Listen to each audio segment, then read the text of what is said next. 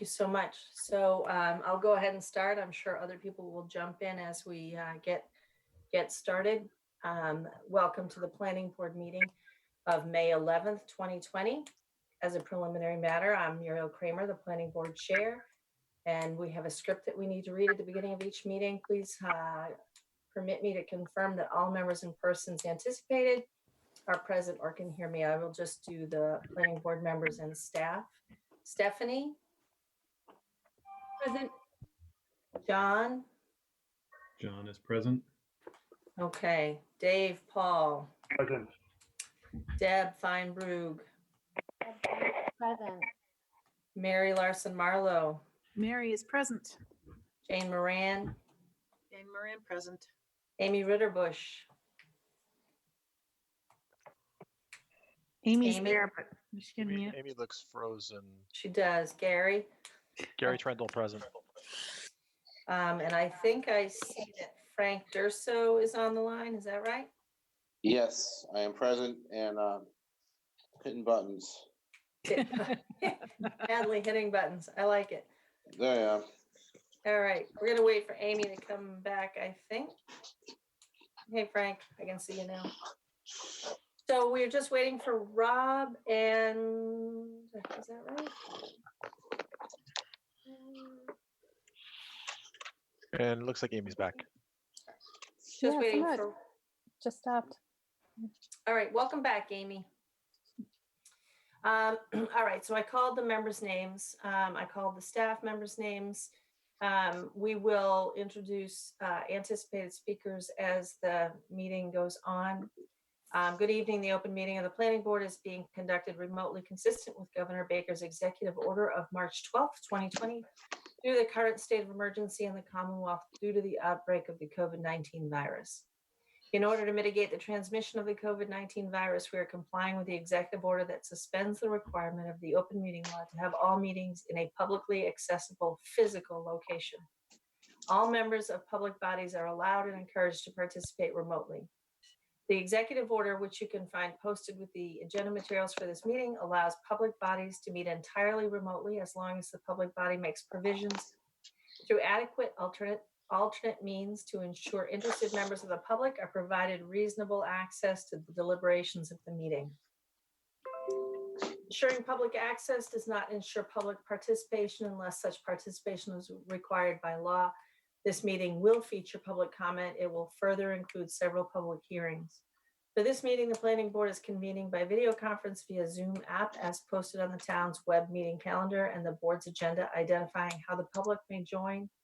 Additionally, the meeting may also be broadcast by HCAM through one or many of its channels or platforms.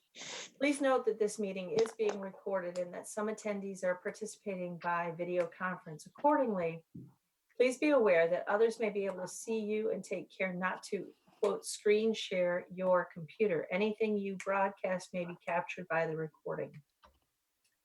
All supporting materials that have been provided to members of this body are available on the town's website via the web meeting calendar. Unless otherwise noted, the public is encouraged to follow along using the posted agenda unless I note otherwise. Okay, we're now turning to the first item on the agenda. Before we do so, permit me to cover some ground rules for the effective and fair conduct of our business and ensure accurate meeting minutes. I will introduce each speaker on the agenda. After they conclude their remarks, the chair will invite board members to provide any comment, questions, or motions.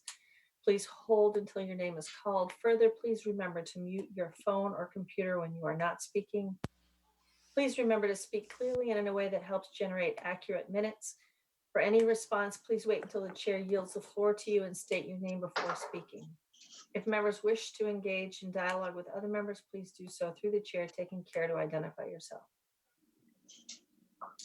Not every agenda item will feature public comment. For items with public comment, after the members have spoken, the chair will afford the public comment as follows. The chair will first ask members of the public who wish to speak to identify their names and addresses. Once the chair has a list of all public commentators, I will call on each by name and afford 3 minutes for any comments. Finally, each vote taken in this meeting will be conducted by a roll call vote. Okay. So I will entertain a motion to open the public hearings. Gary? So moved. Amy? Oh, you're muted, Amy. I mute myself. Okay, Amy Roderbush, second. Thank you. Okay, by roll call vote, Muriel Kramer, yes. Dave? Yes. Deb? Deborah Feinberg, yes. Mary? Mary, yes. Jane? Jane Moran, yes. Gary? Gary Trendle, yes. Frank? Frank Durso, yes. Rob? Rob Benson, yes. Amy? Amy Roderbush, yes. Just as a friendly reminder, when we do that, if you can say your whole name, it is the best way to do that roll, or what we need to do for the roll call vote. Okay. So if any members of the public are here for the Buckland Street and Leonard Street, I'd like to go ahead and take care of that first. We will not be discussing Buckland Street and Leonard Street tonight because the applicant has requested a continuation to the first meeting in June or July. It will be July at this point for reasons because of the difficulty presented by the current public health crisis. That applicant is seeking continuation again. So I'll entertain a motion to continue the public hearings for Buckland Street and Leonard Street, the stormwater management permit, and the petition to construct a paper street to our meeting July 13th. Is that right? July 13th. Can I have a motion, Gary? Gary Trendle, so moved. Amy Roderbush, second. Okay. Any discussion? By roll call vote, Muriel Kramer, yes. Dave? Oh, I'm sorry. Yes, and I have to add, can a friendly amendment to the motion, Gary? The decisions will be continued to July 20th. I apologize. Yes, Gary Trendle, I agree. And Amy? Amy Roderbush, agreed. Muriel Kramer, yes. Dave? Dave Paul, yes. Deb? Deborah Feinberg, yes. Mary? Mary Larson Marlowe, yes. Jane? Jane Moran, yes. Gary? Gary Trendle, yes. Frank? Frank Durso, yes. Rob? Rob Benson, yes. Amy?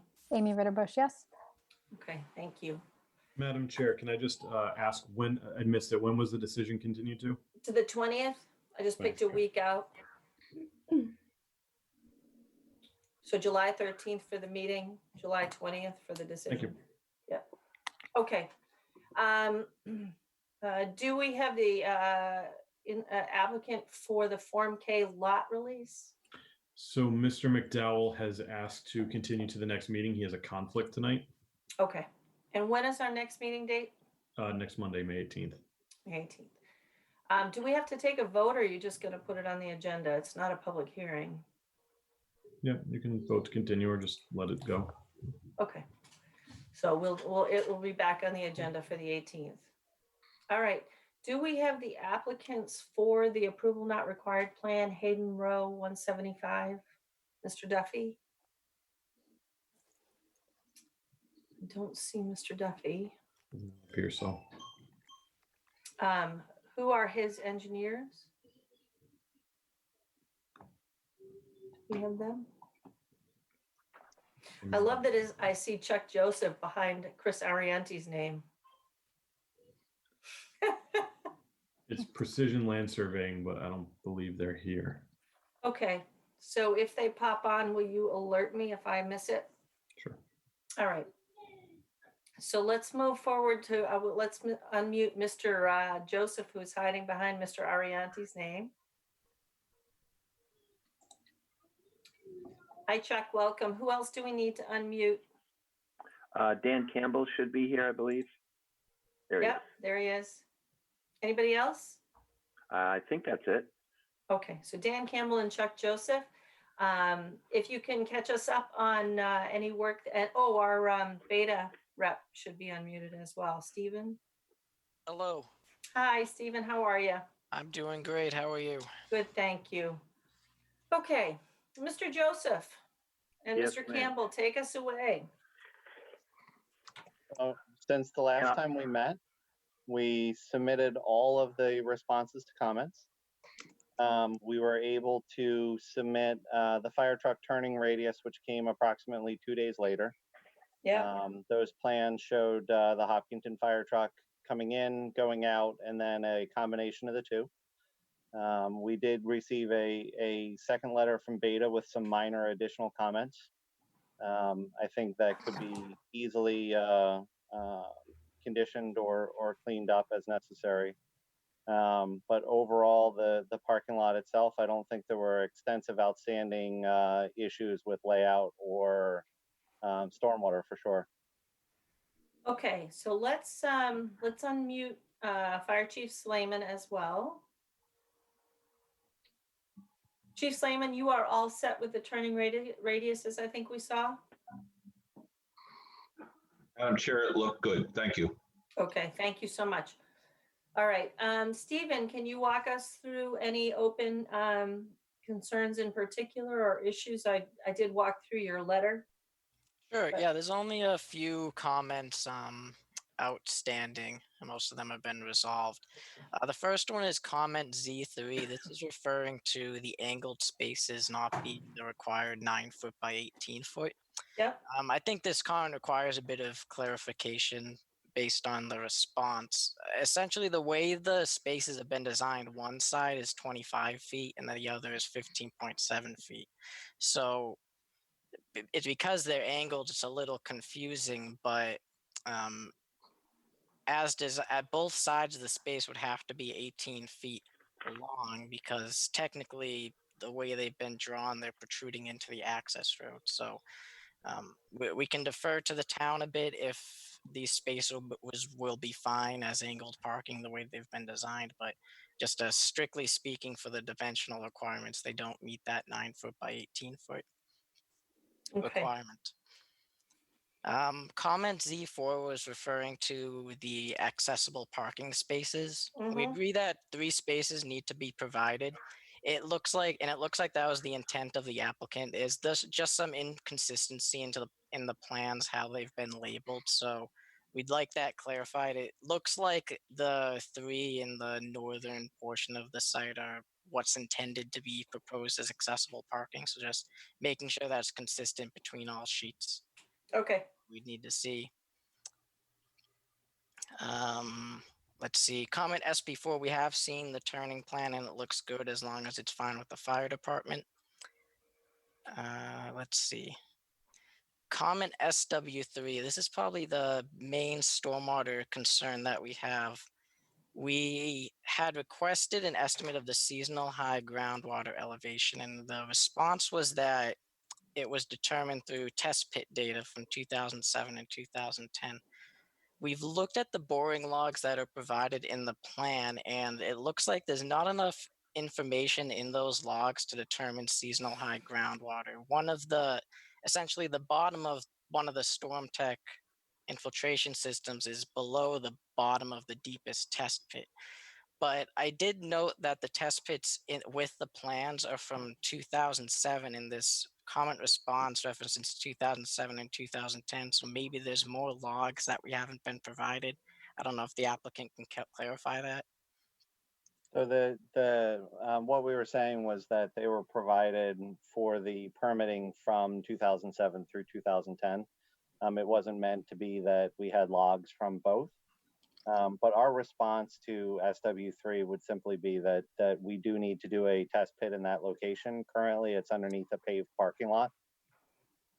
Okay, so a condition to that effect that the town would want to see a log, I guess, before the system's installed to approve it is what So a we'd like to log see. and the additional test pit, am I understanding that correct? Well, they would do the additional test pit and provide the results of that test pit to the town, and then we can Okay, review it to confirm that the groundwater is deep enough. okay.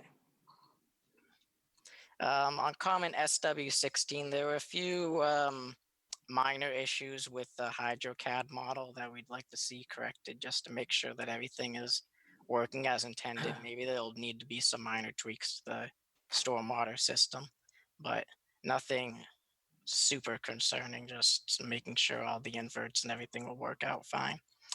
And then finally, comment LA3 on landscaping. We had requested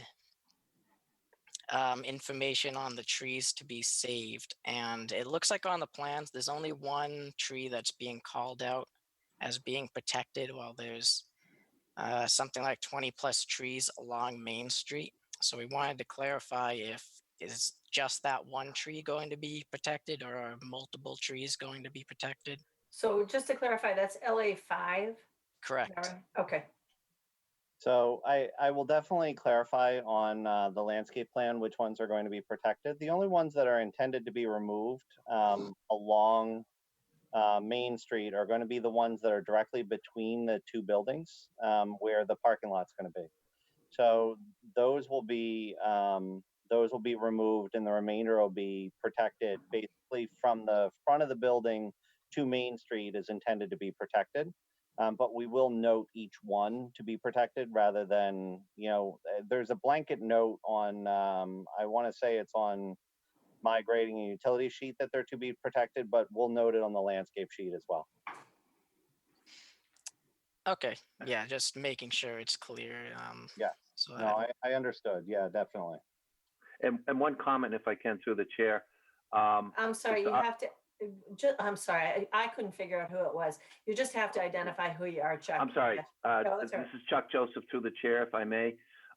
We have been notified that it appears as though there's an older fir tree in front of 35 that's probably going to come down as part of the expansion of the sidewalk during the downtown corridor project. It doesn't have to do with our project, but it has to do with theirs. And I just want to make note of that. Okay. there was one. This is Stephen Bogatti. Hi, Stephen. Thank There's you. one other comment, Z6.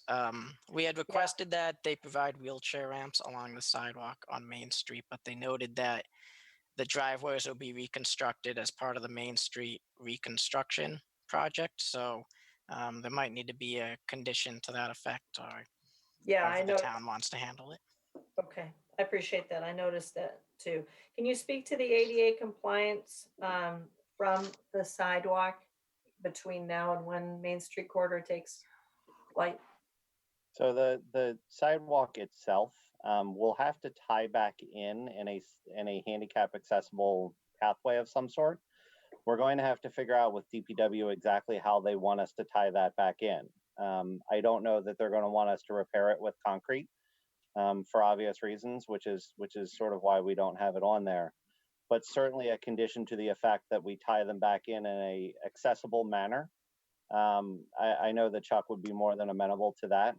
That way it could be asphalt for the time being, because we all know it's a temporary repair.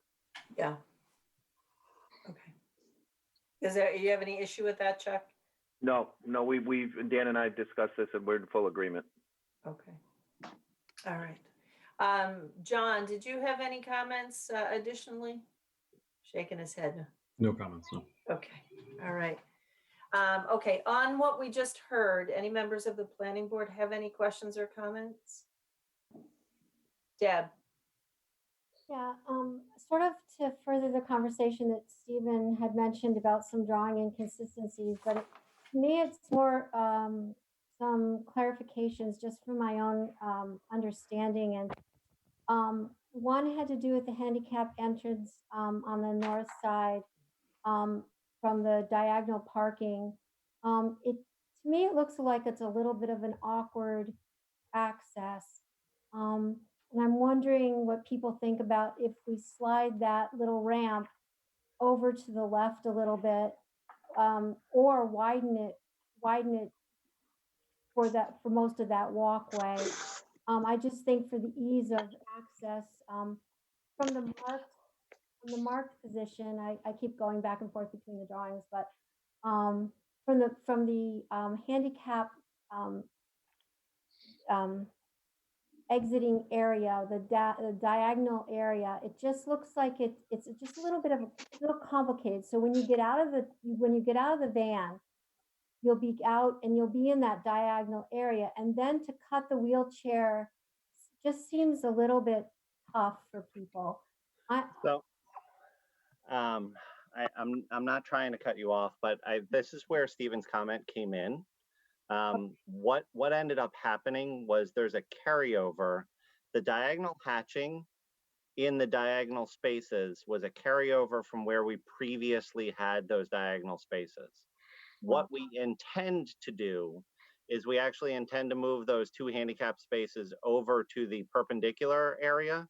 And then we intend to have the hatching in between those 2, which is where those 2, if you flip over to C3, where those 2 handicaps are marked out now. And then the hatching is going to be in there. That's what Stephen very nicely tried to point out, that I messed up in my drafting. That there's a few things that are overlapping, and that's one of them. So you're absolutely correct that it would be a little bit awkward, which is why we agreed with Stephen in his first comment that we should just move them into the perpendicular spaces around the corner. Oh, okay, so all the handicap parking is going to be perpendicular. It is, yes. Yeah, and Okay. then we put a new sidewalk right in front of that, if you notice, that ties into the sidewalk adjacent to the parking lot. So we removed that other space. I just didn't remove the hatching on the plan, which was my fault. So I do have to clean that up on the edge of the plan. Just for clarification, are all 3 handicap spaces going to be van accessible? So all 3 spaces have an 8-foot throw-off strip. So they are quote unquote van accessible. The space in between the 2 buildings is a quote unquote compact space by Hopkinton standards. And in my response to comments, I did put in the ADA requirements, which is a space of a length that is per the requirements of the town that it's being permitted in, essentially, as long as the width is accurate. So the width has an ADA standard, basically, to get the size of the van and to get the throw-off space. But then the length, you can shorten the length slightly so that it fits into the standards of the town. You can't go below a certain length, but the length that is shown is per the town requirements, which meets ADA, and then the width is a standard width space. So, because I'm not a parking engineer, the width will accommodate, on all 3 spaces, will accommodate ADA compliant van Correct. accessibility. Yeah. And the length on one of them is going to be slightly shorter, that it still conforms to the town's standards. It conforms to ADA and the town, correct. All right. So can a van, I apologize, can a van actually park in there? Is it a direct pull in, or do they have to parallel park? It is a direct pull in. Okay. It is a narrower space, so it's certainly a little bit harder to get the van back out, but it is doable. We ran it through AutoCAD to make sure. Auto turn to make sure. Okay. Okay. I have a question, Muriel. Yeah, go ahead, Frank. Being that this space may not be as long as the other spaces, would a van, say if there's a 3rd van, would it be able to stay parked there, or would they have to leave their passenger and then come back and get them when they're ready? No, it certainly would be able to remain parked there. The length of the van would not be sticking out into the aisle, for instance, if that's the question. He absolutely could stay there. Hold on one second, Deb, go ahead. Yeah. Have you thoroughly researched the parking spaces that are in the loop or directly accessing versus the one that is in the dead end area? So we put the one in the dead end area to access 35 specifically. Because that is sort of down in a hole compared to the rest of the parking lot, we felt that it was important to have a handicap spot adjacent to that building to prevent the need of multiple ramps and things to get somebody from the upper loop down to the building, because then it complicates maintenance and other things versus just putting a space down there. It makes it so that that building is more compliant. Even if it was in the upper parking lot, it would be slightly less. Though it would still be compliant, we wanted to make sure that the building had everything it needed. To the chair, can I go on with some other questions? Yeah, I'm just gonna ask, I'm gonna go to Gary for a second. I'll come back. Okay. Did you have your hand raised, Gary? I did, yes. And I feel like I'm going to change the subject now, but going back to SP9, which is the width of the drive, I'm just curious, and I apologize if you stated this earlier, but what would be the consequences to the design if you made the driveway access 16 feet instead of 15 feet? And the basis for my concern is just knowing a lot of people in Hopkinton drive larger vehicles, sometimes an extra foot, you know, in what might be perceived to be a reasonably tight lot can make an overall big difference for people. So from a design standpoint, we intended them to be 15 feet for actually somewhat that purpose, to make sure that people are entering the municipal parking lot somewhat slowly. You do have parking spaces along that driveway on the way in. You do have parking spaces along the driveway on the way out. Giving a perceived area where it looks like it's a little bit thinner, but clearly from the auto turn that we prepared for the fire truck can easily access. But an area that looks a little skinnier is going to slow people down as they enter the parking lot. But the parking lot driveway itself is 24 feet wide. So it's a standard width, so it allows that free movement back and forth. The 15 feet was quite intentional to make sure that people slow down on their way in and on their way out. Okay, and through the chair, just to clarify, so it's I'm just looking at the drawings here. So it's 15 feet at the entrance and the exit. And that includes, and that is it also 15 feet where the diagonal spaces are on the east side of the parking lot? Yes. Okay, so then just that back row is the one that's 24 feet, that's a little bit wider. Right. Correct. That's correct. Where they're double bank parking that face each other, it's 24 feet wide. Okay, All set, Gary? I think so. All right, go ahead, Deb. I'm sorry. Okay, so this might be there's a couple questions I have. I'll start with one of them. It's about the retaining walls and the the curbs. One is there's a note on the drawing and existing in the existing two-story dwelling boundaries. It says proposed field stone retaining wall. So is that arrow in the correct spot? On which sheet are you on? I am on C 3.0. Okay. And I'm looking at building 35 in the footprint of building 35. And there's a note that says proposed field stone retaining wall, and it's pointing to a parking line.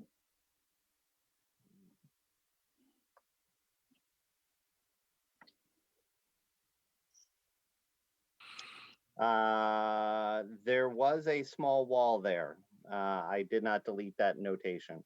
So there was a small wall there originally that we graded out with the with this iteration. Okay, so that needs to be picked up. Yes, ma'am. Thank you. The other thing I looked at was, because of the variation of the height of this lot, I'm just trying to get a clear picture of this myself.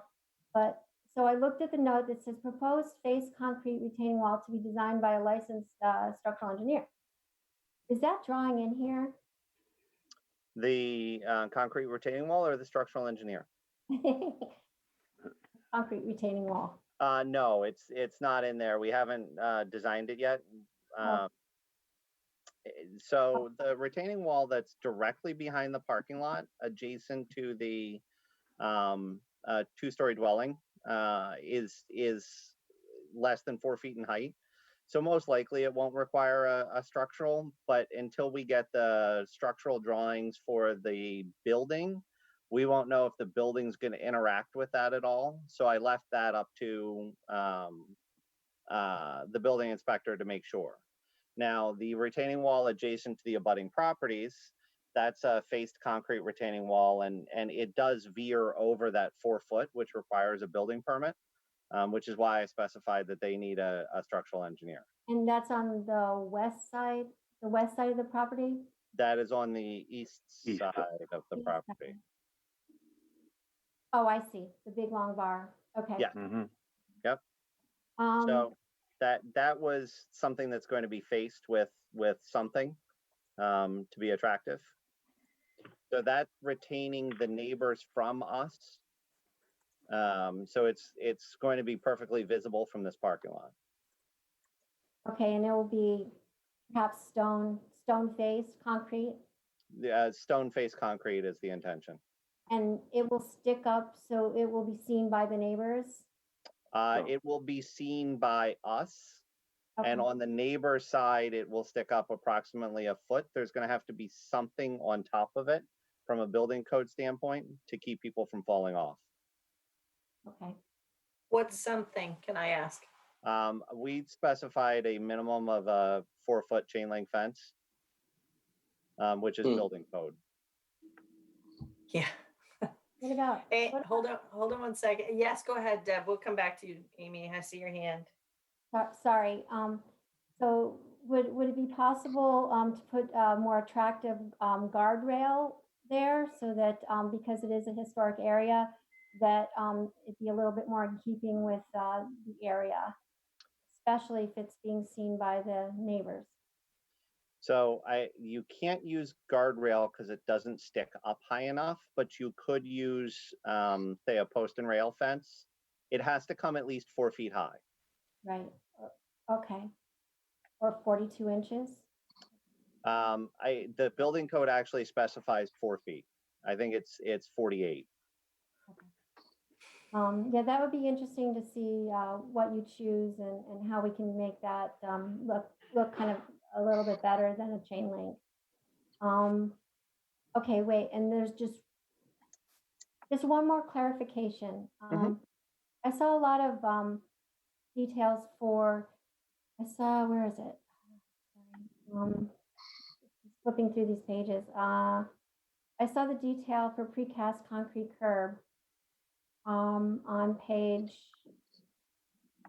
C 7.1, but it doesn't, you don't need to go there. This is just like for my clarification, because I just want to know the distinction between how the concrete curb is going to be designed and installed and how the granite curbs. I think there's a difference between different areas that have the concrete and different areas that have the granite.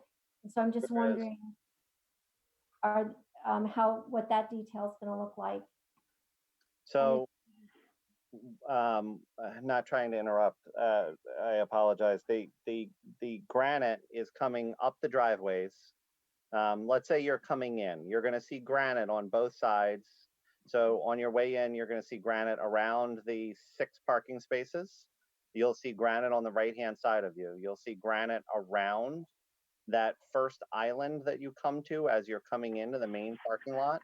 And then that granite, if you see, there's a note on C2 that says you transition from vertical granite to precast concrete curbing. So right at that corner, as you come all the way around that island, then you go to precast concrete on the way in on the left-hand side. On the right-hand side, it terminates basically directly in front of you. So as you're coming in, it's in front of you on that first space on the right-hand side. Right at the corner, it transitions to precast concrete. So then the precast concrete basically carries through the municipal lot in these straight portions till you get to that outbound side. So if you mirror that look, you pick it up on that corner at the island on the outbound side, and you follow around those diagonal spaces and you follow the driveway out. And then that very last space, including the radiuses on the way out, and that whole driveway on the way out is granite again. So the curve circles around the yard. That the very end of it is the end of the yard as well, and it sort of dies into the grass. So if you look at C3, as John's sharing it, we've called out the transition Okay. at each one of these locations. So right at the corner, as you're coming in, for instance, if you follow the left-hand side of the driveway around the parking spaces, there's a notation right at the close to where you had pointed out that I left the fieldstone retaining wall in. If you go directly down from there, there's a notation saying that transition from vertical granite curbing. And that's right at that corner. You go from vertical granite to precast concrete. Just one more question, Muriel. So just for clarification, is it always going to be 6 inches from the asphalt? Or because of the slope, is it going to be greater? So is somebody at some point, like when it's going into the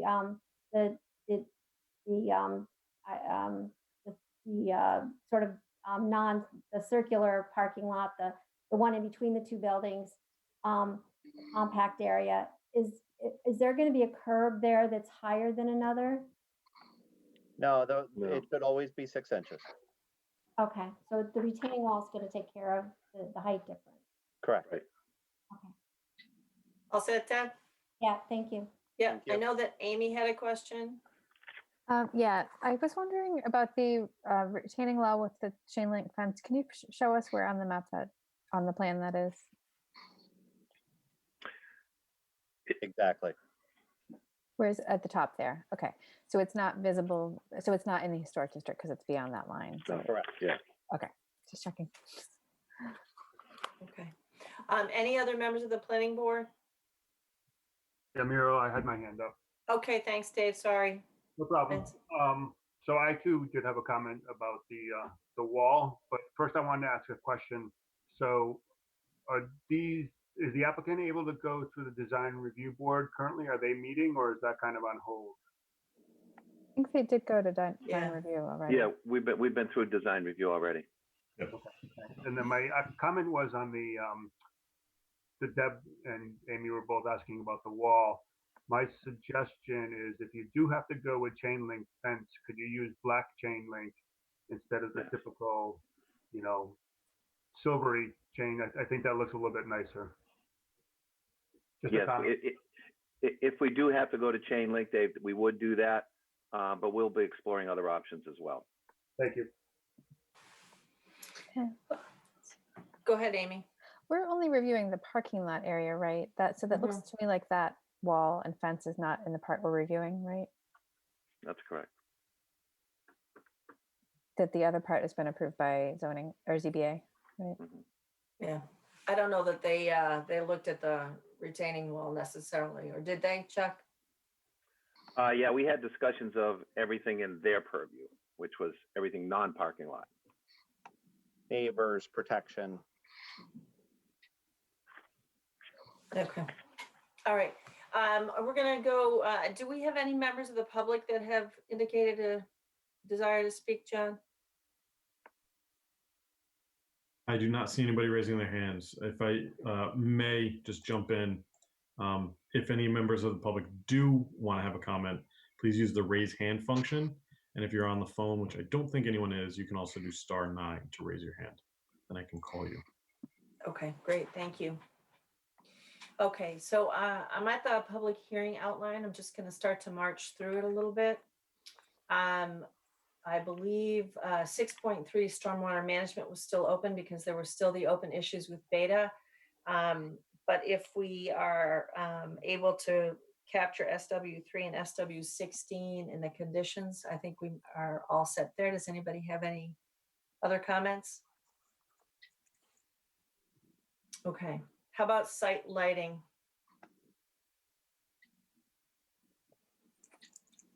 Any members of the planning board with questions? Muriel, I do. Okay, go ahead, Deb. So in looking at this, the only thing clarification, because I really like the landscape plan, the only clarification I wanted was, do in fact these lights are they clear from the shrubbery and the trees? So so that, because I noticed they're very in close proximity to some of the plantings. They should be clear of everything that we're planting. We didn't plant anything significantly tall in the interior of the parking lot itself. And the site lighting itself should be mitigated fairly easily in that area. I would not see any concern. The landscape architect had both of these plans together, so. Okay. Were we given sections of what the lighting looks like? Yes, Is it? it's on the lighting sheet left-hand side. Oh. Anybody? The luminaire schedule? No, on the left-hand side of the lighting sheet itself are two pictures of the physical lamp fixture. What page is that? PH 1.1. So on the photometric plan, Yeah, I don't have that. I might have an old drawing. it's possible. It's a separate file that's called photometric plan. It's not in not in the site plan file. Thanks, Amy. On the new set of plans, it should be in the site plan itself. Oh, okay. Then I am looking at an old one too. The photometric plan, it's not in the photometric plan I'm looking at. I apologize for that. I mean, I can describe the two of them. The primary parking lot fixture, it's a Guardco fixture, which is it's a brushed fixture. Has anybody been to the Unlikely Story, the bookstore in Plainville? No, I have not. Jeff Kinney's bookstore. It's that fixture. It's a 14-foot tall, tapered, somewhat aluminum pole that's got a flat LED fixture on the top of it. The LED fixture sticks out approximately 1.5 to 2 feet from the pole base, and it's a square pole rather than a round pole. They're a nice fixture. The lighting's very subtle. And then the intermittent lights are a down light. It's sort of a play on a historic fixture. It's a glass globe on the inside with 4 partitions and a high hat on the top of it.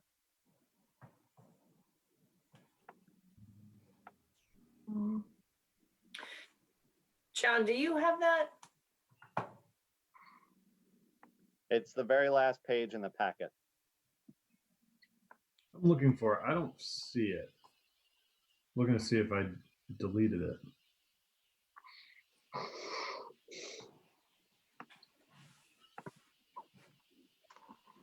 I don't have it readily available right now.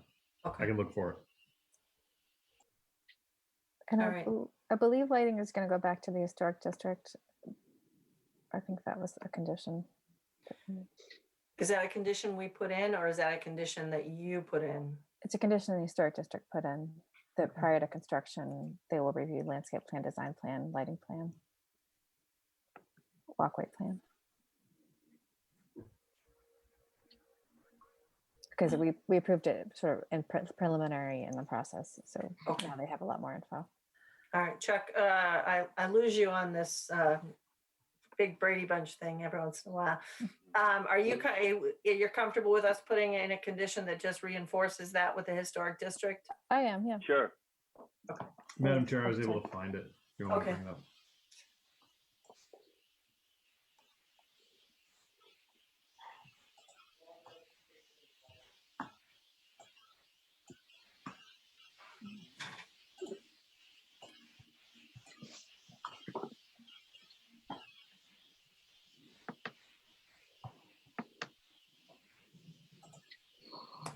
What was above it, John?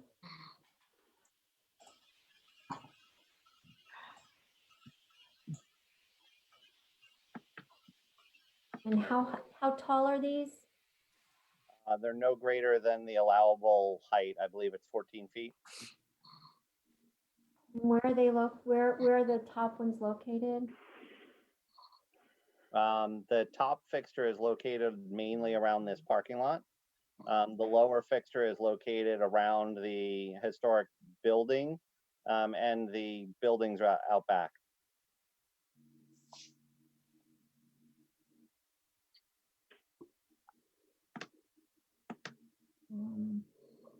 Okay. And they're denoted by The squares denote the upper fixture. The circles denote the lower fixture.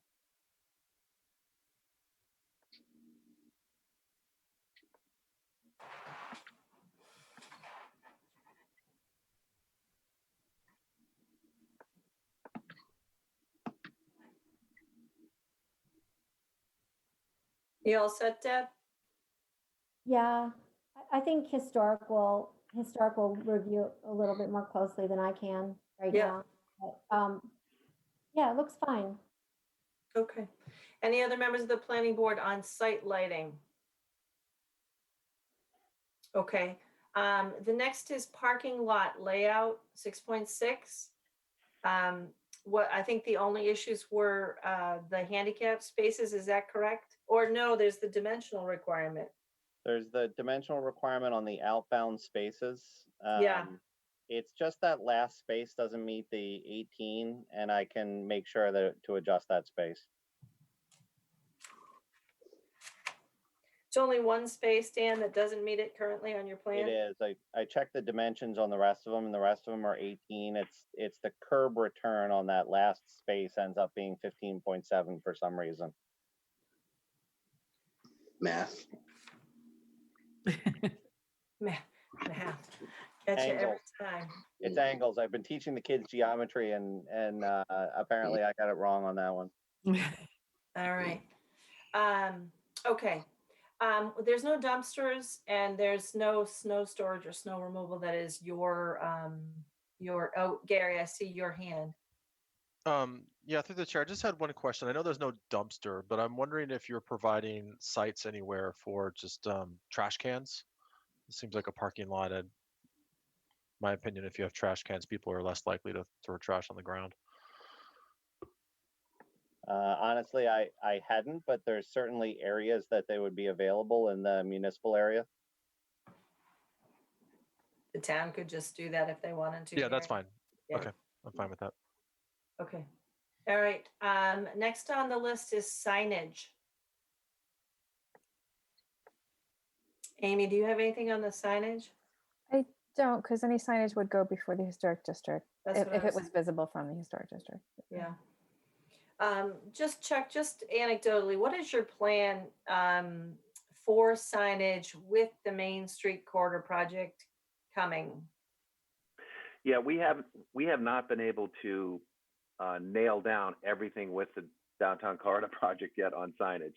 Obviously, we're going to need directional arrows, one-way arrows, Yeah. in and out. That's Mhm. that's the primary thing. And they'll probably, I'm guessing, there's going to probably be the proverbial blue P public parking logo to demonstrate that there's a municipal parking lot behind these buildings. Anybody else have questions or comments on signage? Okay. And then 6.11 is impacts on schools, other municipal services, value of the neighboring residential properties, wildlife and wildlife corridors. Any issues there people have? Well, Deb? I'm just concerned about the conflict of the municipal parking lot and the homes that are going to be built behind. And just if there's been consideration given to the noise and the timing of the use of the lot. I wondered about that too. Does the town have a bylaw about overnight parking? I don't think that there's any bylaw in place for municipal parking. John, do you happen to know? I am unaware of one.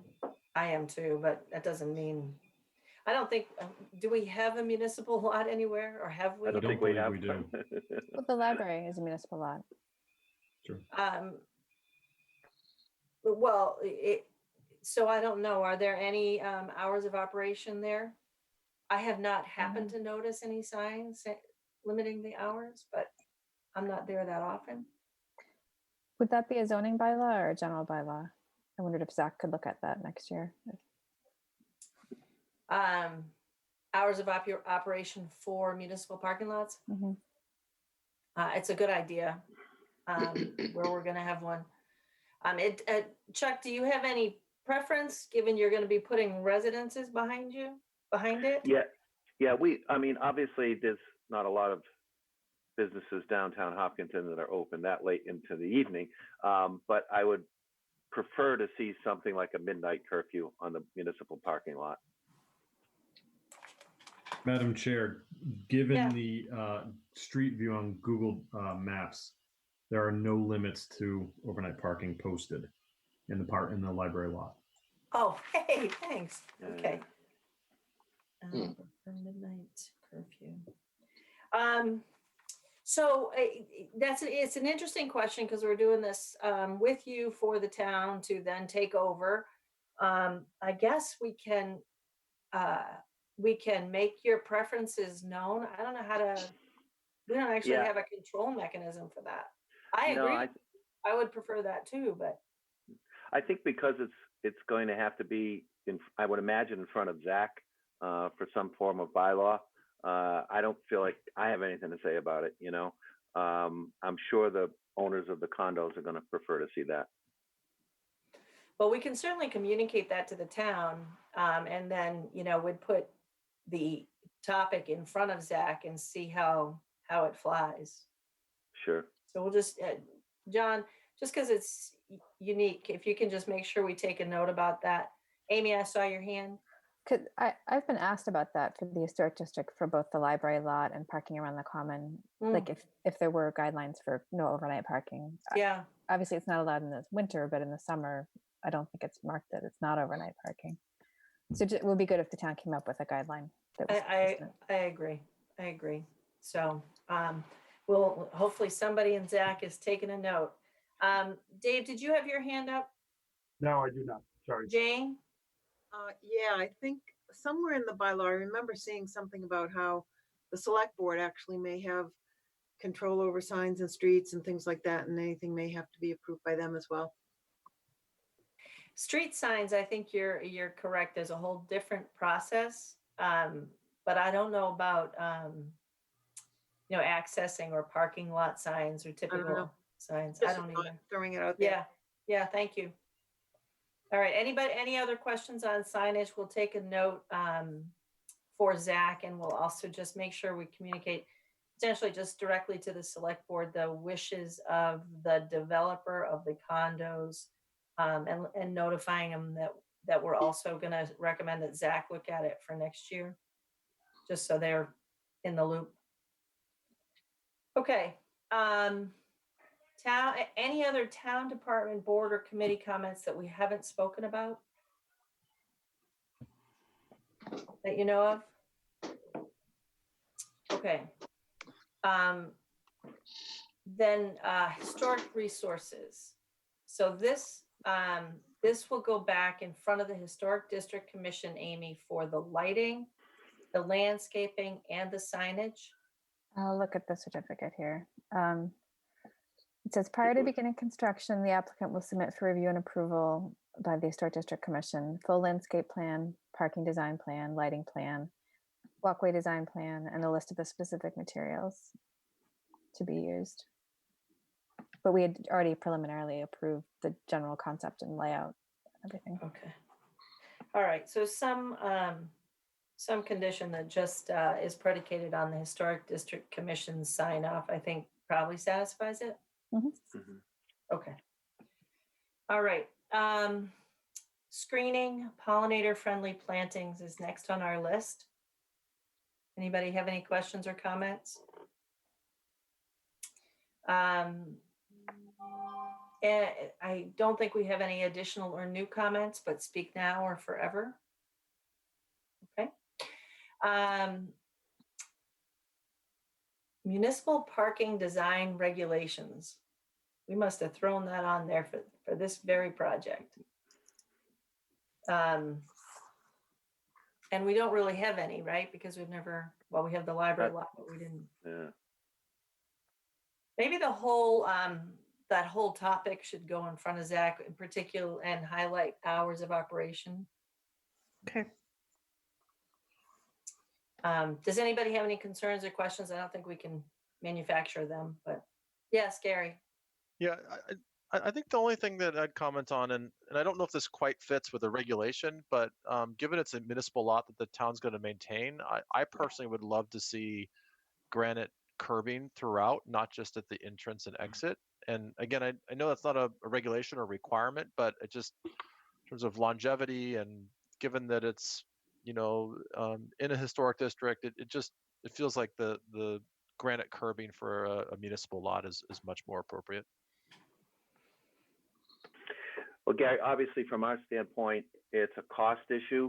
And when we had to go in at the town manager's request to get in front of the town last year, we budgeted for exactly the specs that you're looking at right here.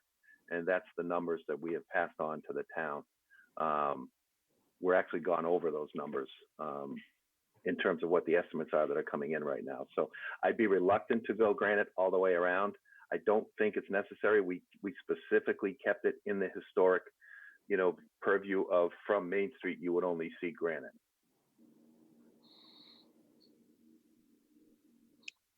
Okay. Anybody else? Okay. Thanks, Chuck. And then the purchase process, it's on our list, but I don't know that we have any role in the purchase process. Or do you have an update on that, Chuck? Yeah, we're working with the town now to, obviously we have to wait until we get final approval of the plans and go through the appeal period. And then we can have all the bids in place, go to the town. And I know that it's my belief that the town would like to see this project move as, not necessarily the condominiums, but to see the municipal parking lot move as quickly as possible so that it can be done prior to actually the advent of the downtown corridor project.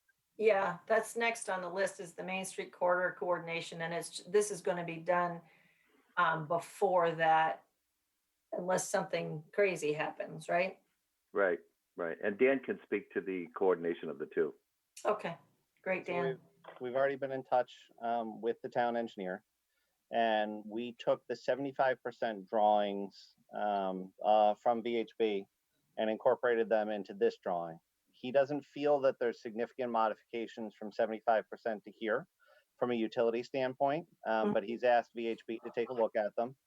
And VHB and I are being put in touch to coordinate the utilities back and forth. Really, the only thing that may be a temporary issue that we've discussed and I've discussed with Chuck is going to be electric. We may have to run an electric line out and put it on the telephone pole for the time being. And then when the corridor project comes through, they're going to have to run it to the underground, which may dig up the backside of one of the parking lots. So we may end up with an extra manhole in that lower parking lot just for them to tie something back to. But we have to figure that out with the utility company before we do construction. Okay. All I can say is go with God coordinating that whole thing. But I don't know that you can predict, right? You're just going to have to do the best you can going forward with that. We also added a comment about maintenance of municipal parking. I think that is also the purview of the town. And possibly there's a longer letter from the planning board members. I don't know how everybody feels. That just identifies a couple of these open items that don't fall under the planning board's purview that they are going to have to consider. I'm sure they have, but do we have anything from the DPW? John? So DPW, I spoke to John Westerling about the snow removal, not necessarily the maintenance. Yeah. The snow removal is going to be done by the town. It's going to be the way that any other town properties have done the sidewalks. Specifically was an example where lighter snowfalls are going to be pushed to a certain area. Heavier snowfalls are going to be removed from the site when they build up. Kind of standard snow removal process. They're going to be doing the access driveways, but not the parking spaces on the access driveways, as far as I know. Because those are not our spots. Correct. Right. Okay. All right. I just feel like it might make more sense to go ahead and do those spots, but I get it. Okay. And then we did intentionally put on this list parking hours. Does the planning board want to just throw out a recommendation in this letter that we're putting together that just identifies the open items? I mean, I have no objection to recommending and stating that the applicant would prefer that there was a midnight curfew. I don't know whether it's 6 a.m. to midnight. Anybody Midnight? have? Do you think midnight is too late? I mean, midnight is people who are sleeping in the condos nearby. Wouldn't it be maybe more appropriate 11? What do you think, Chuck? I don't have anything to say about that. 11 or I think midnight would be fine. I'm just going to say the Chamber of Commerce is going to be all over you if you recommend too early. Yeah, Mary, do you have any? Were you raising your hand back there? No, I'm not raising my hand, but yeah, I would be happy to discuss it at Zach in more detail. I think I'd like to make sure that we don't have something in place that makes it difficult if something opens up later in the downtown through some future action, that we also would have to go back and change the zoning bylaw. So I think we need to link it in some way so that you don't have to change both things and so on. So. Yeah, I agree. Does anybody have a strong feeling about recommending to the select board hours or not? Rob? Yeah, I guess my opinion here is we have no history of this being a problem. This is something I would personally be reactive to as opposed to proactive. Like we have Bill's Pizza, we've got the Central Public House, and the other restaurant that's sells alcohol there. So if people have a few drinks and they want to park, like I think it's kind of that's the better option than someone trying to drive home. I don't look at it as unless there's a big problem. Yeah. I don't look at it as I don't think people are going to be coming and going at past midnight. It's more that kind of scenario where they have 3 drinks after work. Someone picks them up, and that's I don't look at it as a problem. I appreciate that perspective. I hadn't thought of that. Gary? Just a thought. It seems like loitering would be the bigger issue in those hours. I mean, I think to Rob's point, if a car's parked there, I don't think that's a big issue. But what we don't want is people, socializing or hanging out in the parking lot. So, I mean, to Rob's point, maybe it's not an issue because we haven't had to deal with it thus far. But I don't know if there's any bylaws or anything around loitering in public areas, but. I don't either, but I don't think that that's our issue to solve here. Jane, were you raising your hand? Yeah, I would tend to agree with Robert on this, and that we don't want to seem to be over-regulating at this point. I don't think there's a problem yet. We can always come in and do something later if there does seem to be a problem, but we do have an active police force that would take care of loitering or noise or anything else. Anybody can just pick up a phone call. And then the police at that point in time would probably recommend, if it were a problem, would recommend something to the police department. But I just don't see that happening in our little quiet town right now. We don't have that problem now. Let's not call it forward though, right? Yeah. No, I don't. I think it might be I'm overly aggressive. Yeah, I'm comfortable waiting on Zach to make a recommendation, have the fuller conversation with more and people. Do a little research on it. Yeah. See what other towns are doing on it. Yeah. Okay. We have a line easements for access. Is that an issue still, or was it an issue, or did we just have a question about it? Madam Chair, Amy had her hand raised. Oh, I'm sorry. Amy, go ahead. Yeah, I was just going to say, I am comfortable waiting for Zach to review it in detail next year. Just, Things I was thinking of were it should be coordinated with the times that the restaurants and bars in that area close. Yeah. And also that they might want to consider no overnight parking. I know I've lived in more urban areas before, and people who had small driveways, they would have park their extra car in the municipal lot if there was not a no overnight parking. Like people who don't want to park in a tandem driveway, it's inconvenient. In the summer, they would park in the municipal lots.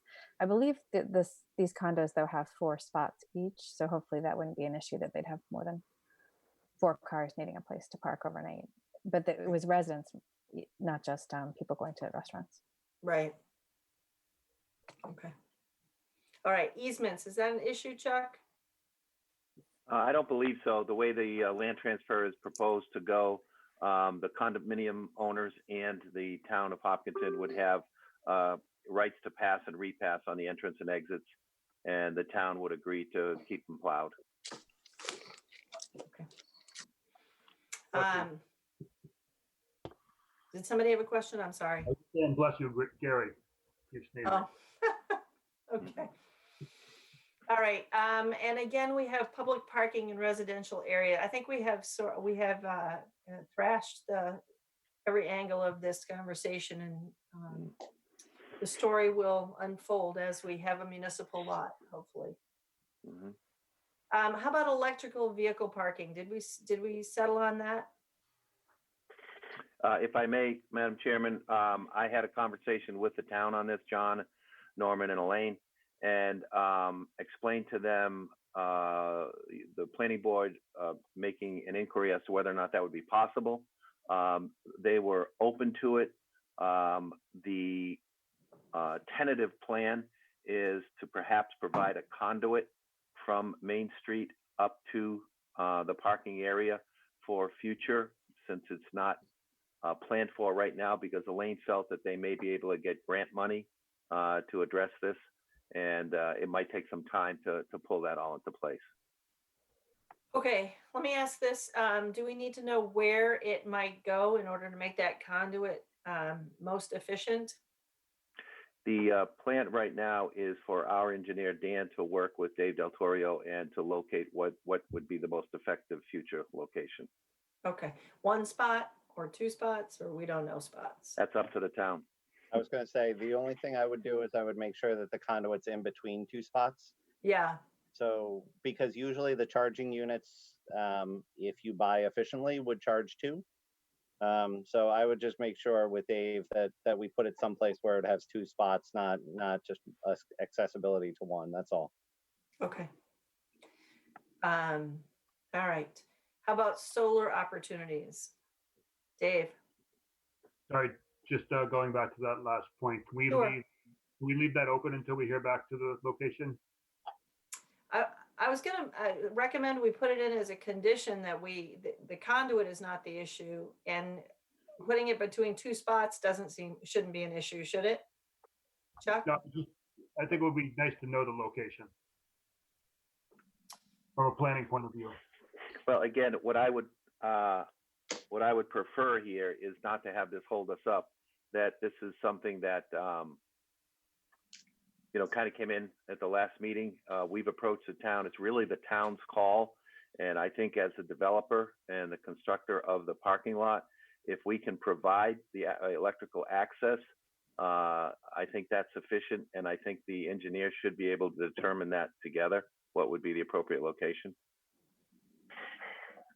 Are you comfortable with that, Dave? I feel like I am, but I just don't want it to get lost. I don't want it to hold them up, but I don't want it to get lost either. yeah, I wrote it down as to include as a condition. Yeah, that's probably the best thing, right? Because that won't hold them up. Yeah, that's what I would prefer, but I'm just asking. Yeah, I'm fine with that, just so it doesn't get lost in the shuffle. Okay. Solar opportunities.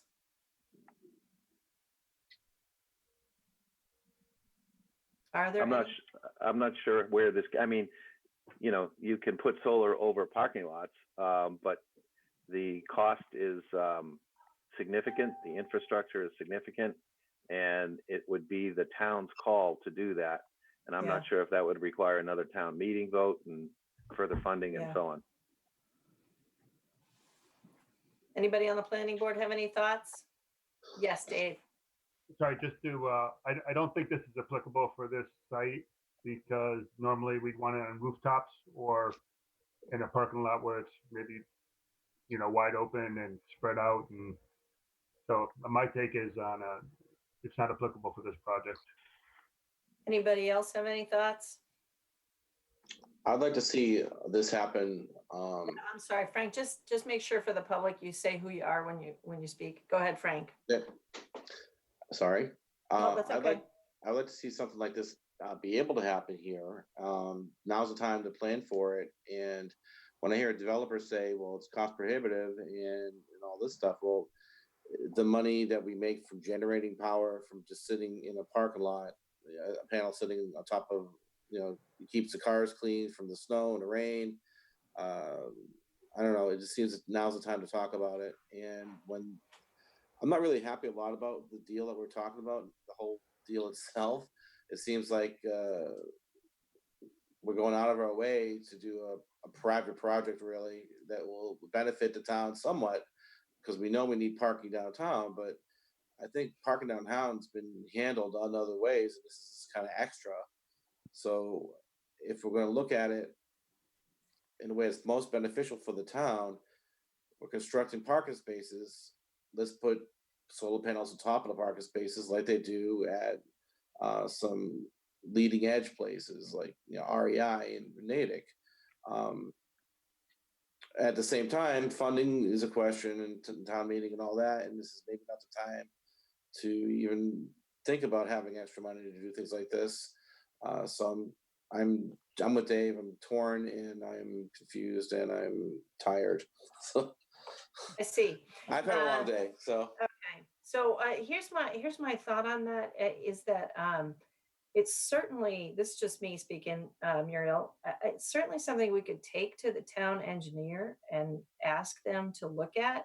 But I don't think that, the applicant is Chuck, but the applicant is also the town of Hopkinton, and there's a fixed amount of money that they have dedicated to this. And I don't know that this is there's a really effective mechanism to fairly leverage this opportunity for solar, certainly not without the town involved in the conversation from the select board, town engineer, professional staff standpoint.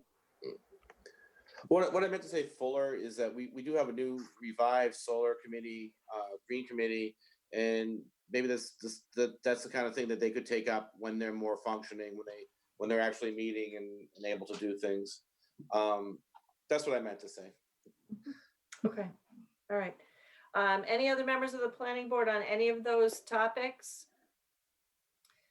Anybody from the public? Do you see anybody, John, that is from the, okay. All right. And I think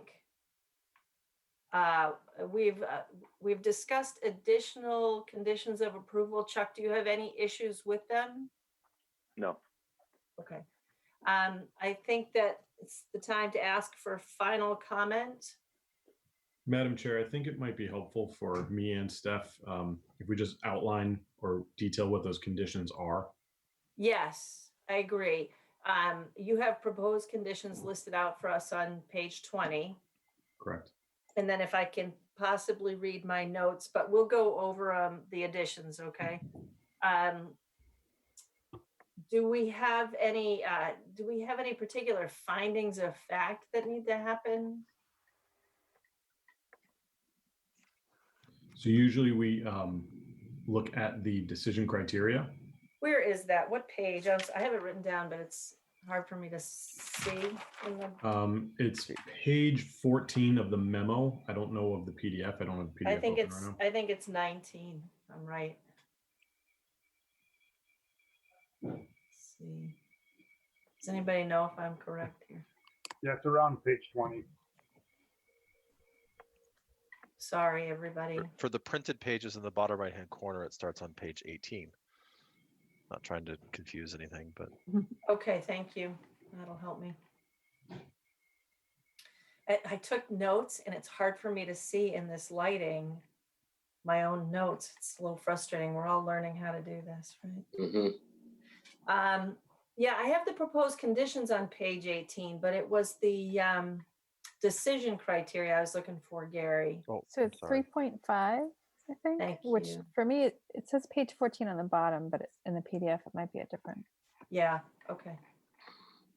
Let me see. I thought I was going back too far, but I guess I don't think 16 I in was. the PDF, I think. Yeah, Decision criteria, yep, page 4, yeah, it is page 16 in the PDF. I apologize for that confusion. The site plan shall be designed to conform to the site plan standards as set forth in 210-136 and listed below. Site disturbance in wetland buffer zones and to slopes in excess of 25% shall be minimized. I don't think we have any of that, do we? Unique natural and historic features shall be preserved whenever feasible, and the use of 210-117-2 lots with historic structures shall be considered as a mechanism to do so where appropriate. Tree, vegetation, and soil removal shall be minimized. The site activities shown on the site plan shall be screened from view from abutting properties in residential use.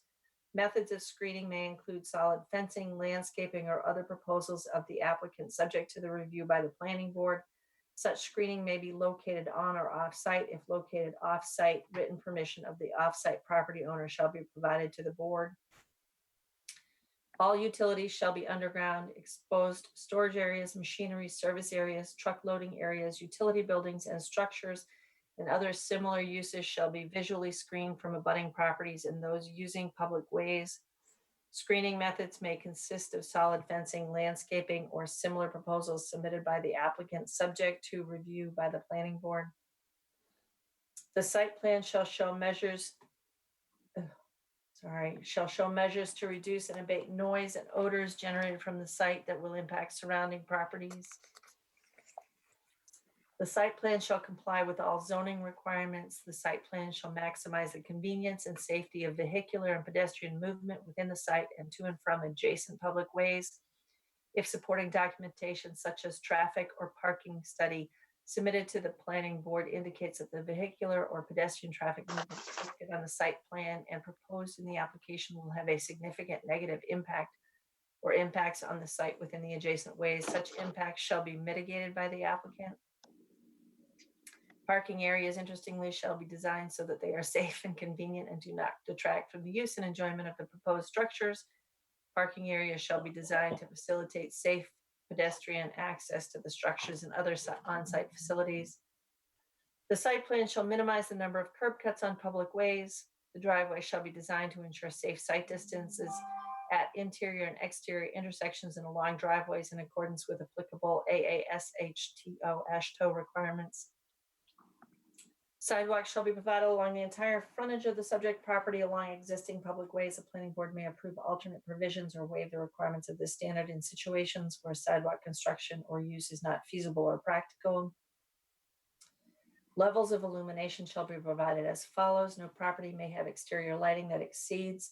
Madam Chair, Yeah, item N is very long. Might I suggest that we just summarize it as levels of illumination satisfied? It's about a page worth of verbiage. it is a lot. And that lighting plan is going to go to the Historic District Commission. But there are specific. I'm fine with skipping it. Thank you. Flood lighting is not permitted only if it's fully shielded and the fixture is utilized and no lighting will fall onto the property of others. Safety and security lighting shall use motion sensors. A lot of, oh, there's even more lighting, Dave. Here you go. Yeah. Madam Chair, I think you can Yeah. skip down to O. Yeah, I gotcha. Adequate access shall be provided to each structure for emergency vehicles and personnel. The site plan shall conform to applicable Massachusetts Department of Environmental Protection stormwater management regulations. Mechanical equipment or other utility hardware on the ground, roof, grounds, or buildings shall be screened, and all dumpsters shall be screened from public view. Did anybody hear anything in that we have not discussed or is applicable? All right, so I think that we are ready to talk about the conditions, the proposed conditions. The standard conditions start at 3.8.2. And that is page 18 of the document. The PDF is page 20. So let's see. The first one is that the site plan will be recorded at Middlesex County of Deeds. I'm not reading verbatim. The second one, Director of Municipal Inspections will inspect the project as necessary. All construction activities shall adhere to applicable local, state, and federal laws. The applicant shall be responsible for mitigating all construction-related impacts. The applicant shall regularly remove construction trash and debris in accordance with good construction practice. All exterior lighting shall meet Massachusetts State Building Code. All fixed mechanical equipment on the site shall be screened from view from the ground. All dumpsters on the site shall be screened from view.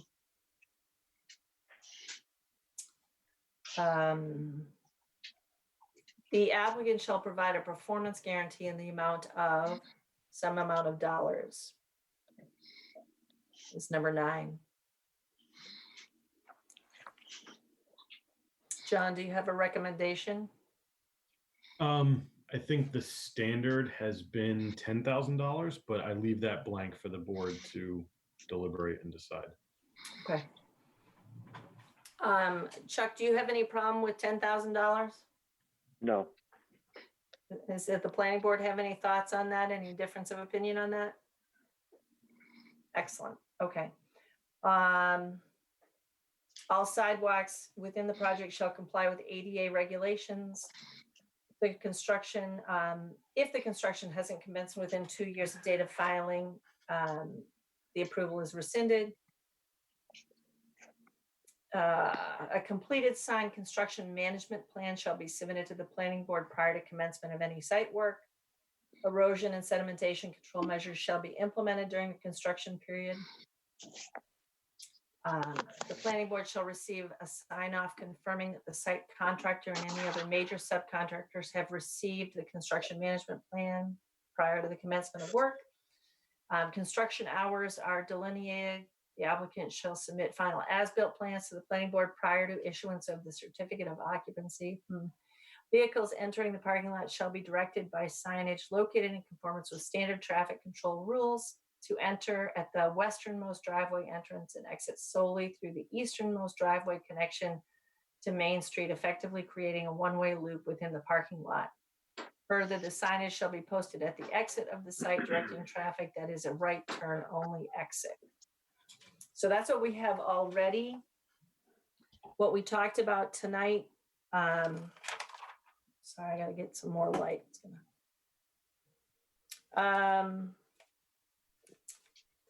The outbound space will be corrected for dimensions, that's Z3. The landing areas for the handicap van Z4 will be delineated appropriately and constructed appropriately.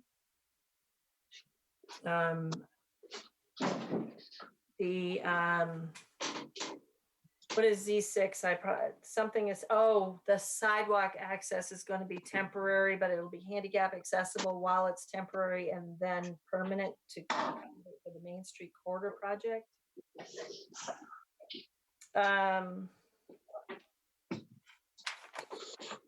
We should have, John, I'm a little confused. Do we have a corrected plan that shows the handicap spaces correctly, or do we need to just condition and make sure we get that corrected plan?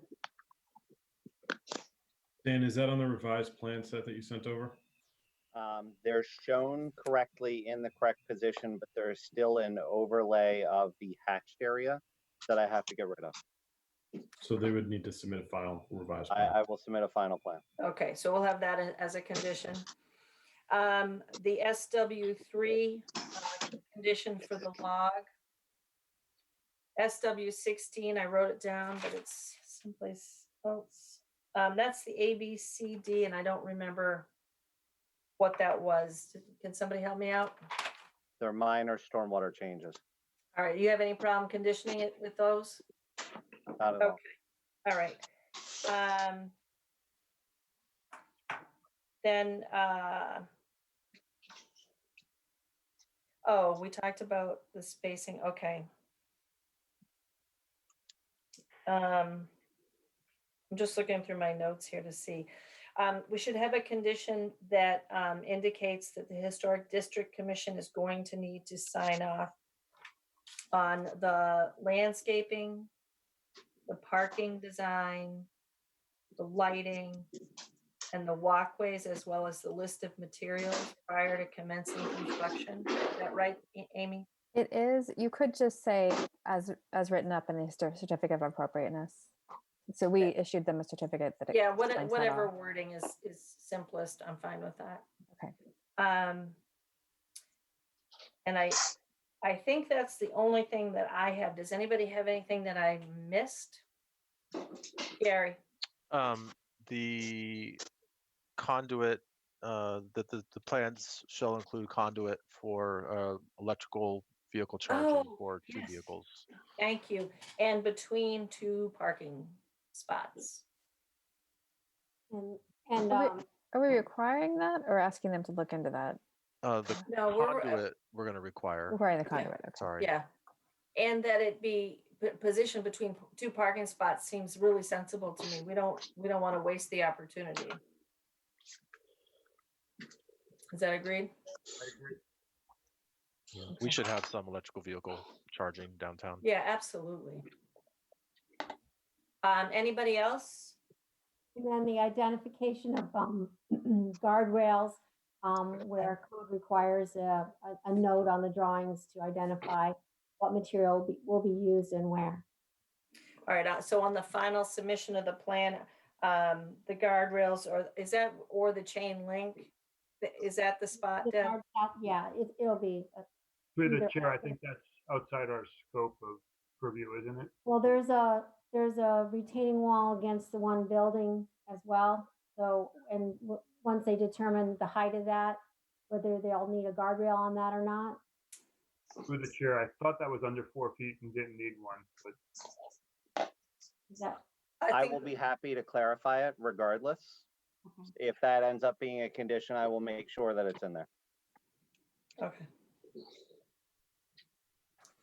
So I don't see any objection to including that it's in the final plan appropriately, so we'll do that. Okay. Madam Chair, I think Beta had a suggestion for a condition that was not captured here for the final sign SWIP. Oh, yes, thank you very much. Yes. Do you know which one that is? We can just add a condition that says the final sign SWIP shall be provided to the board. Okay. All right, perfect.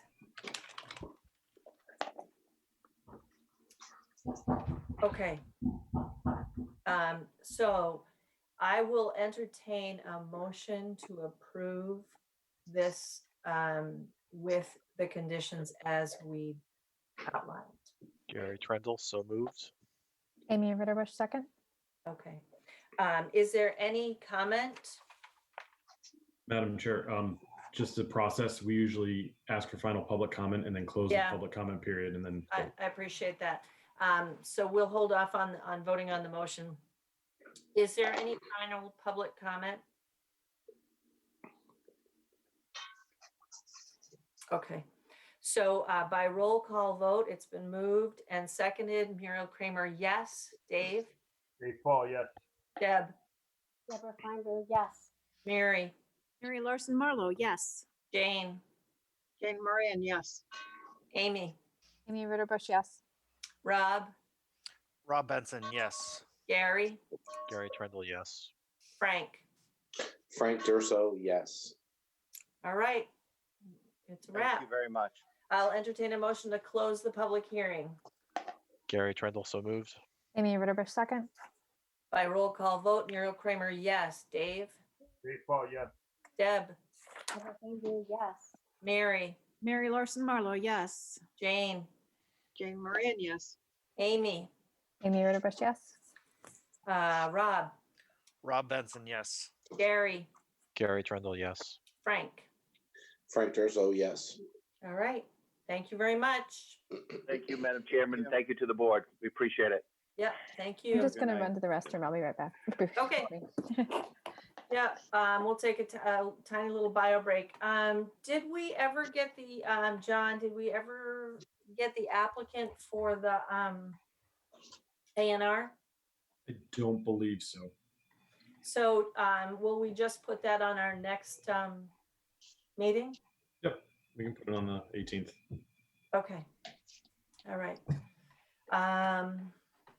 Sorry, it's a little clumsy going through my agenda here.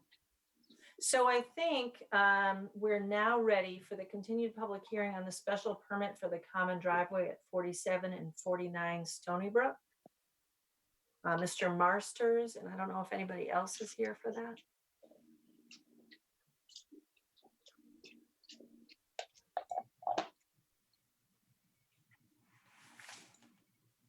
Do we have?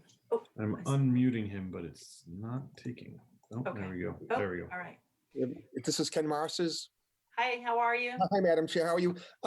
Can I respectfully request to continue this hearing? My engineer, Dave Marquardon, isn't here, and I wasn't at the last meeting, so I don't feel qualified myself. Okay. Yeah, And we're happy to That do was that. a very interesting public hearing before me. Yeah. Well, I'm glad that you got something out of it since you sat through the whole thing. That's Right, yeah. wonderful. Okay, so I have no objection. I will entertain a motion to, when's our next meeting is Monday, next Monday. Is that, Okay, that'd be great. does that work? Awesome. All right. We have a really big public hearing that night, if I remember right, John. We have the Franklin Road Solar. All right. Well, you can slide us in front of that one. He says, if you wouldn't mind. Yeah. Yeah, we'll put this one first. Hopefully. Oh, awesome. It's Thank you. not, well, I appreciate sometimes that. it's not a promise. Close Not to a promise. that's fine. Yeah. Yeah. So I will entertain a motion to continue this public hearing for the common driveway. What's the decision on that, John? It's 90 days? Correct. Okay. Oh, I don't know whose music. Not mine. I'm happy to say it's not from my end either. I'll entertain a motion to continue the public hearing to May 18th for 4749 Stony Brook. Gary Trendle, so moved. Amy Ritterbush, second. Any comments? By roll call vote, Muriel Kramer, yes. Dave? Dave Paul, yes. Mary? Mary Larson Marlowe, yes. Jane? Jane Marin, yes. Rob? Rob Benson, yes. Gary? Gary Trendle, yes. Frank? Frank Durso, yes. Amy? Amy Ritterbush, yes. Deb? Deborah Conde, yes. Okay, you're all set. Okay. Thank you, Thank Madam you Chair. very Thank you, much. everybody. See you next Yep. week. All Bye-bye. right. And so now we are prepared for the public hearings for the high school, Elmwood School, and Hopkins School. Amy is going to lead these, chair these hearings, and we need to bring in certainly the school team. I don't know who else needs to be brought in. So, Madam Chair, Yep. Jim Barrett, Judd Christopher, and Lee Rich are unmuted. If you guys could tell me who else I should unmute at this point, I can do that. Carol Kavanaugh, Susan Rothermich. Do they want to be unmuted? Oh, I hope so. I'll unmute Tim as John, well. could you unmute David Warner and Chelsea Christensen? All right, all set. And Carol Kavanaugh. Okay, I think everyone should be unmuted now. All right. Okay, thanks, Amy. Okay. All right. So now we'll begin the public hearing. The first item is the high school edition, which is a major site plan review. This was voted at the special town meeting recently. Okay, so to begin with our outline. Okay, so we'll get a project introduction and review by the applicant first. You want to explain a little bit about the project? Sure. Hi, good evening. This is Jim Barrett, DRA Architects. And in terms of a project overview, we are looking at the high school site to add 6 classroom spaces, a 3-story addition in an area within the building that had anticipated an addition when it was originally built. In terms of overview information, I was curious, is it the pleasure of this committee, Madam Chair, for us to share diagrams at this juncture or simply just a verbal? I think the diagrams and the rendering would be helpful to everyone. Okay. So what I would like to do is share a screen. And Yep, can everybody see the site plan? Or excuse the floor plan rather? Yes. Is my cursor visible? Yes. Okay, so my cursor is in the zone where the addition is looking to be added. This is the floor plan of the high school. Main entrance point is out in this zone where my cursor is currently. When the building was originally built, this stack of 6 classroom spaces was added as part of the construction at the time. And it was anticipated that this area might also be additional area for classroom addition. And so HVAC, electrical, et cetera, had been originally designed to allow for this type of expansion in this area. And that's the focus of where we will be looking to make the addition. At this time, I was going to ask Chelsea Christensen from Niche Engineering if she could give an overview of the civil drawings as they were submitted. Okay. Chelsea, are you there? Chelsea's still muted. Oh, and I cannot unmute people if. No, John has to do that. Yeah, John stepped away. Uh-oh. There we go. I'm Okay. unmuted now. Okay. Yay. Thanks, Jim. What you have before you here is the site utility plan.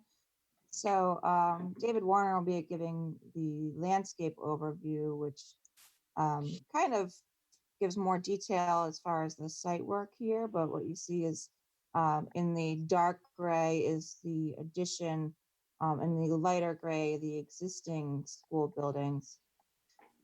So basically what we're doing is we're relocating the roof drainage and foundation drains from where they currently run along the existing building foundation. We're just pushing them out to the new building foundation. And the dumpsters are being relocated a little bit to the south of the addition. And so there's a small increase in paved area on the site. So we've included a dry well to offset the increase in stormwater runoff. The majority of the stormwater will just go back to the current configuration where it runs into the closed drainage and eventually makes its way to the on-site detention basin that's to the southwest of the building as we see it here. We are also showing some erosion control measures, just a perimeter silt fence as needed to keep sediment out of the detention basin and from migrating off-site. And then the existing sewer line is very close to the foundation, so we're calling to replace it as we expect it might get damaged during construction.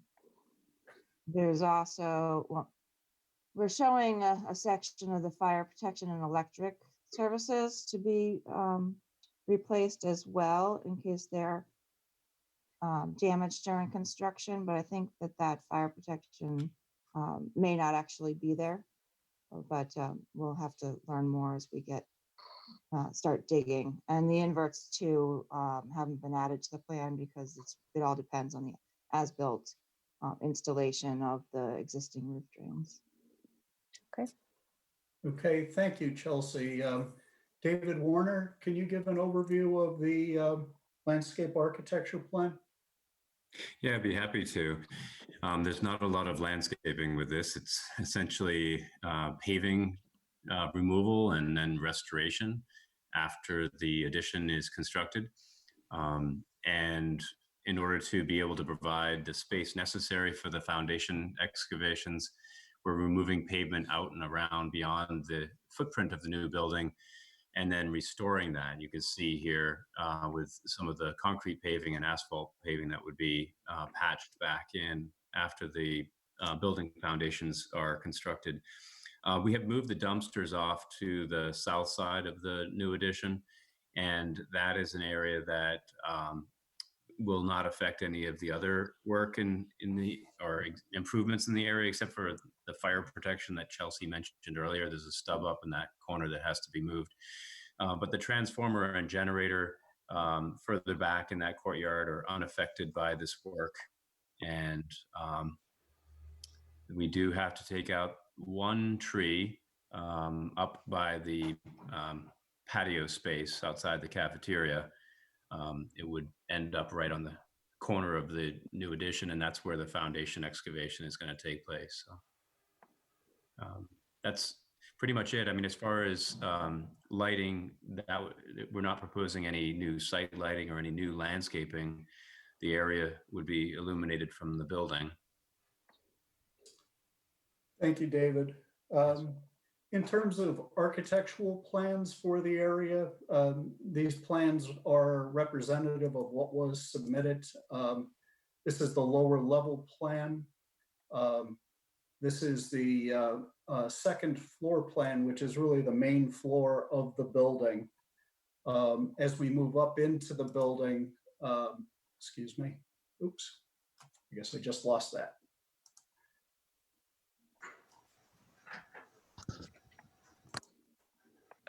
I think, are we back to the plans? Yep. You got it back, yeah. Thank you. As we move up into the building, this is the third floor plan to the left and an attic plan to the right. And this gives you a sense on the upper floors. We get 3 classroom spaces per floor as the proposed addition. One modification that I'd like to draw your attention to at the lower level in the plans that had been submitted, they do show overhead doors in this lower level for the storage rooms. And as we spoke with Hopkinton Public Schools and evaluated the proposed usage of those spaces, we are proposing man doors, paired man doors in lieu of an overhead rolling door and a man door. So that is a minor modification that I wanted to draw to your attention. In terms of elevations, this information had been submitted, and we have reviewed this with the design review Just quiet. committee. Very much matching the vocabulary of the existing building, both in material and in design.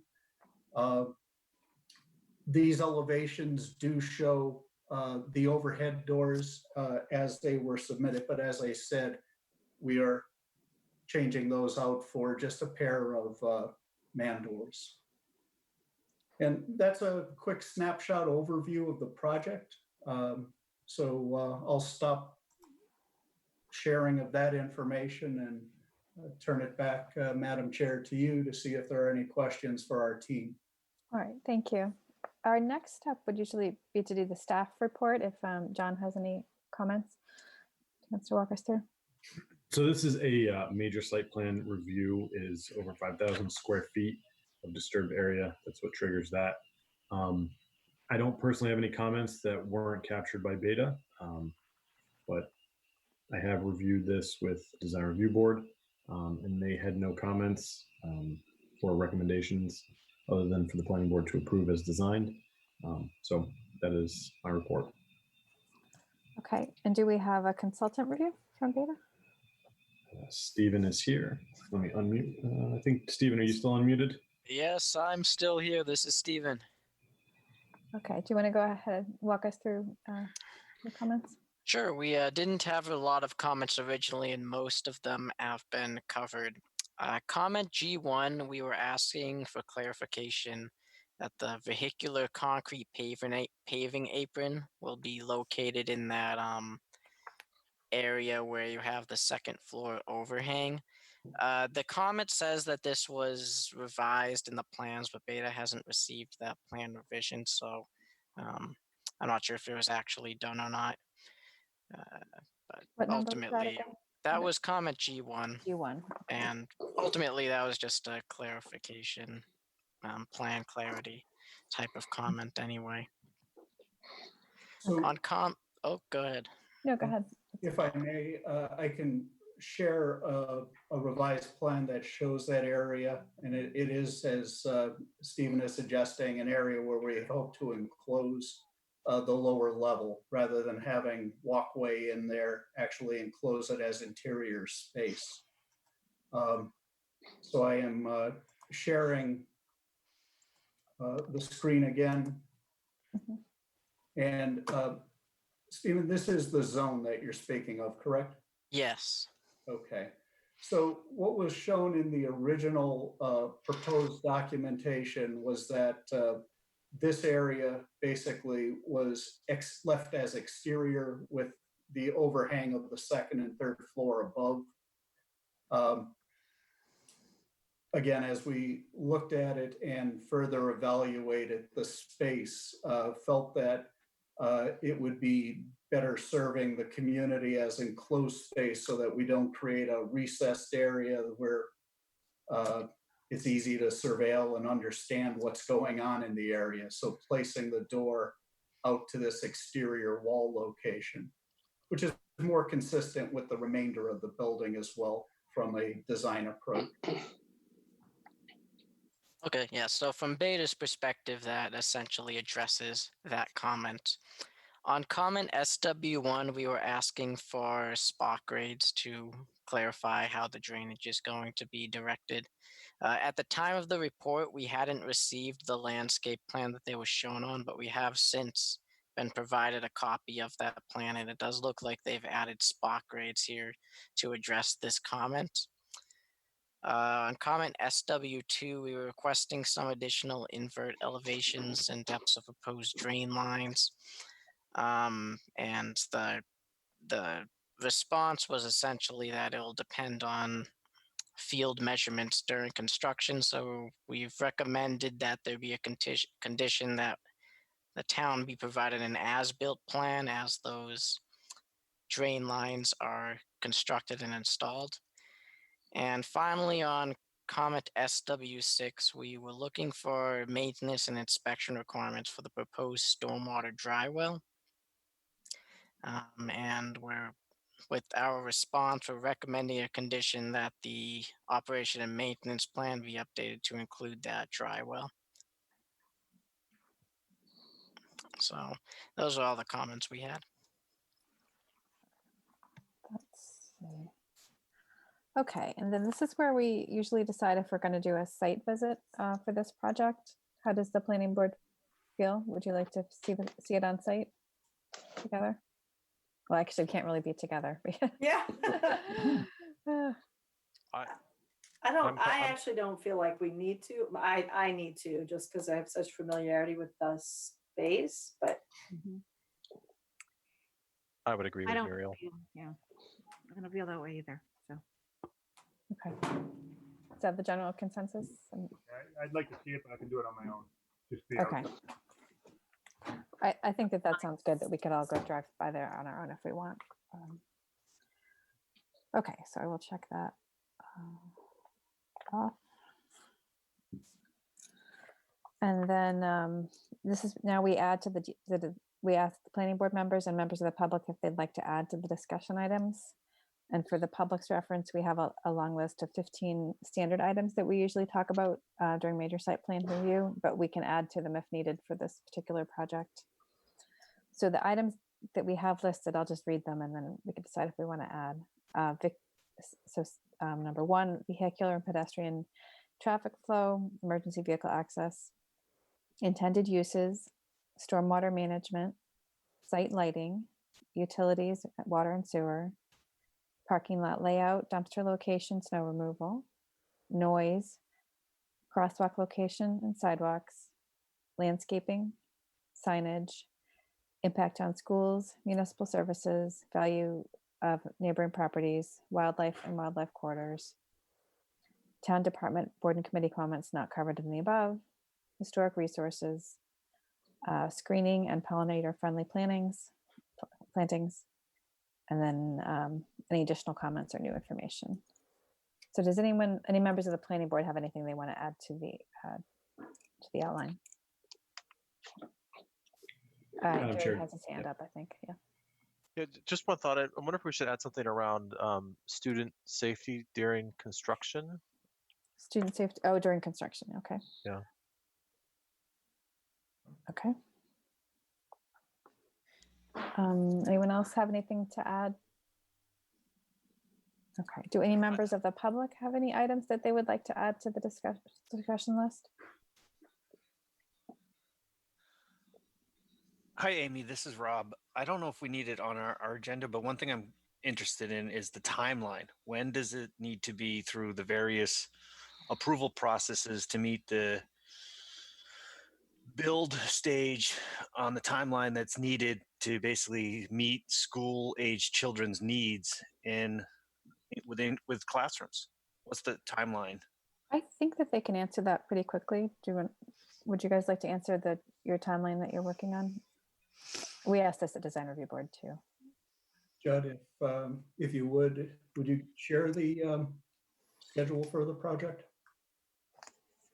Yeah, so right now we're looking to finalize and go out to bid beginning early in June, and getting bids back for end of June so they can hopefully mobilize and probably start construction in August and complete the addition by the end of this by the end of the year. So hopefully when the kids come back from school in January, they will be going into the new addition. And does that have a timeline for when you're through with us, the planning board? Is that tonight, or is that when's your deadline to make this keep to your schedule? Well, we would definitely want to be able to include any modifications that we would need to make to the bidders. So we'll be bidding the project through the month of June primarily. So, probably by mid-June, we would want to at least have all the items that we would be required to modify our drawings for, so we can make sure we get good competitive bidding. Okay, thanks. All right. Does anyone else have any items they'd like to add to the outline for this project? Any members of the public? I don't see any hands raised. Okay. All right. So then I think we could move on to the detailed discussion items. So, okay, vehicular and pedestrian traffic, truck traffic flow, and emergency vehicle access. Let's see. So did any members of the planning board have questions or comments about traffic? Gary's got his hand up. I just have one question through the chair.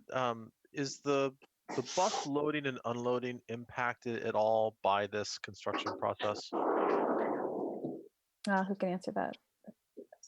I can take a first stab at it and allow David Larson, our landscape architect, to weigh in as well. But no, temporary construction barriers. However, the flows that exist will just basically go relatively unchanged. Okay. How about